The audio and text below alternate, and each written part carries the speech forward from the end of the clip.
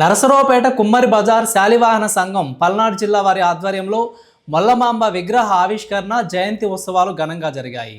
ఈ కార్యక్రమానికి ముఖ్య అతిథిగా ఎమ్మెల్యే అరవింద్ బాబు హాజరయ్యారు. స్థానిక కుమ్మరి బజార్ను మొల్లమాంబ సెంటర్గా పిలవాలని ఎమ్మెల్యే చదలవాడ సూచించారు. ఈ కార్యక్రమానికి కుమ్మరి శాలివాహన సంఘం state working president Ailapuram Bhaskar Srinivas ముఖ్య అతిథిగా హాజరై మొల్లమాంబ విగ్రహాన్ని ఆవిష్కరించారు.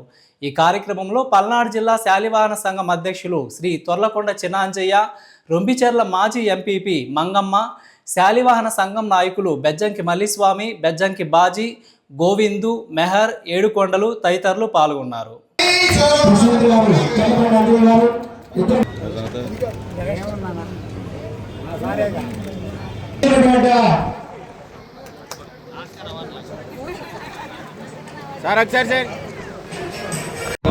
డిప్యూటీ సీఎంగా ఏదైతే కథానాయక మొల్ల గారు కడపలో పుట్టినా కానీ దాదాపు 486 జయంతి జరుపుకుంటున్నాం.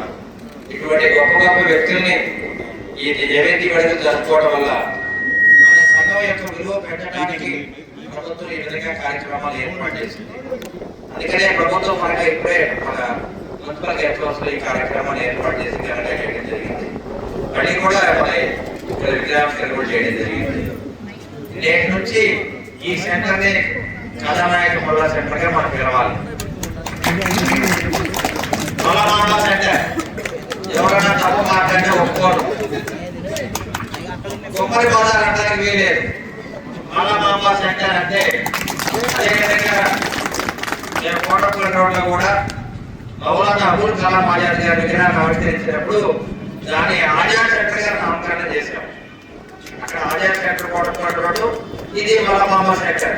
అంతే మొహమాట లేదు.